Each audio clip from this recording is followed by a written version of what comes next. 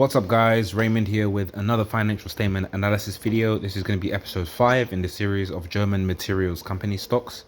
And if you're new to my financial statements analysis videos, we analyze the top 3 financial statements of a company, being the income statement number 1, the balance sheet number 2, and the cash flow statement number 3. We look at the most important factors of each statement, and we try to determine how strong the company is financially and if it has a strong future. So without further ado, we're going to start with the key ratios, then we're going to go into each financial statement. We're not going to look too much in depth into the income and balance sheet, income statement and balance sheet, but the cash flow statement we'll try to spend more time on, and then we'll end the video.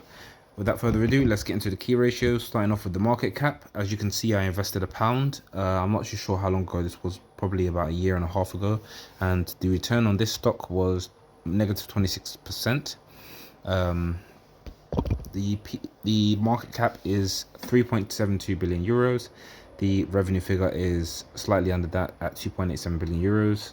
This, I believe, is from the 2021-2022 financial year, so the last financial year. Dividend yield is just under 5, which is the minimum we require.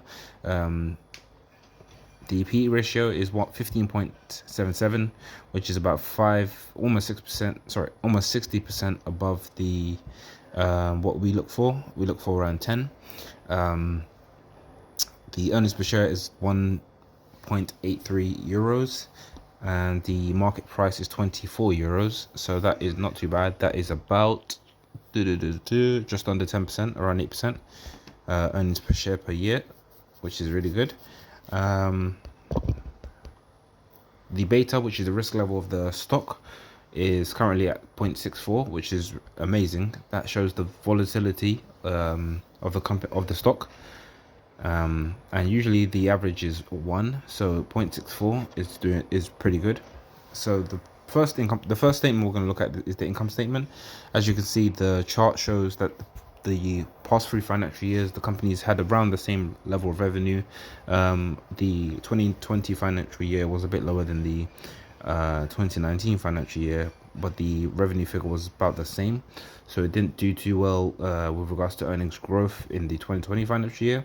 The earnings growth was slight from the 2020 to 2021 financial year. Yes, and also the revenue growth was pretty strong also, so that probably caused the stock price to go up.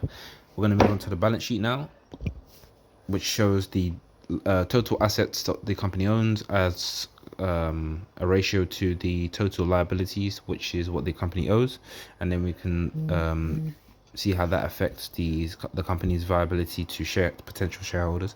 So as you can see from the charts, the company has managed to maintain a solid roughly 30% debt to asset ratio, which is really good. Usually companies have around 50% or more debt or liabilities to assets, which can be a deterrent to potential investors, simply because interest is always assumed to be associated with liabilities, and rightly so, because when you're borrowing money or borrowing capital, you usually pay interest. So if the company in this particular case, FUCHS PETROLUB, has managed to maintain a small amount of debt, it also shows that the company is operating earnings, or the company manages to operate itself in a way that can generate profits without necessarily needing to borrow so much cash or capital. So we're going to go into the cash flow statement, which is divided up into 3 parts: the cash flow from operating activities, from investing activities, and from financing activities.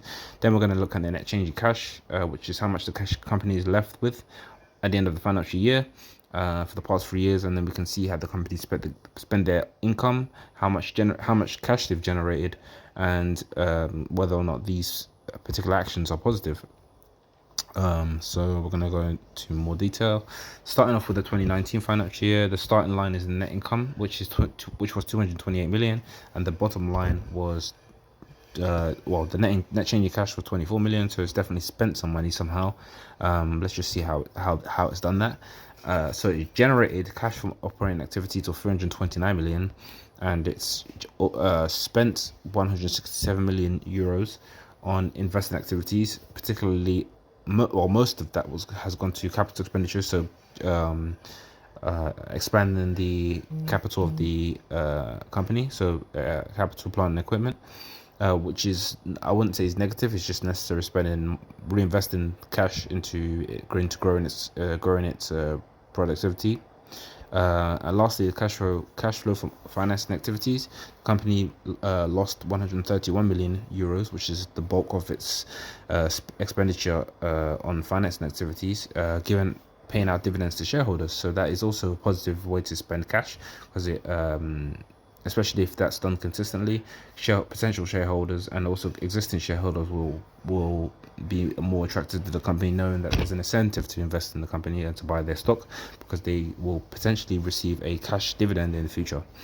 So let's look at the 2020 financial year, the starting line, which is 221 million, which is quite a little bit lower than the 2019 financial year, but the company ended up with the net change in cash of negative 10 million euros. And the 2021 financial year, which is the last financial year, the company started off with a net income of 254 million, which is, as we saw in the charts, is higher than both previous financial years, and ended off the year negative 63 million euros, which isn't necessarily negative from a company's perspective, but we're going to look at how it got to that figure. So the cash flow from operating activities was 169 million, investment activities negative 108 million. So it spent 18 million on the capital expenditures, so expanding its productivity base, and it spent 28 million on other on other cash flow items, so on other investing products. So the cash flow from financing activities was negative 132 million.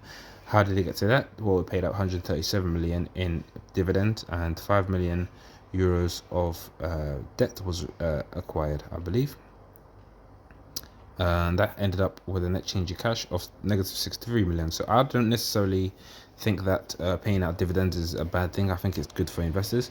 So I wouldn't say that was a bad decision. Cash flow from investing activities, it spent 80 million on expanding its capital base. I don't know exactly what the company spent which products the company spent the cash on, so I can't exactly determine whether or not the company made a good decision, nor do I know what the return on investment is going to be and how productive those equipment pieces are going to be.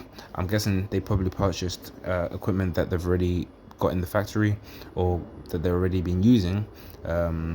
If they're experimenting, that will be a different story, but if they're purchasing stuff that they've already experimented with, or they're already familiar with, then it probably will be just a matter of expanding or scaling up the figures that are a result of the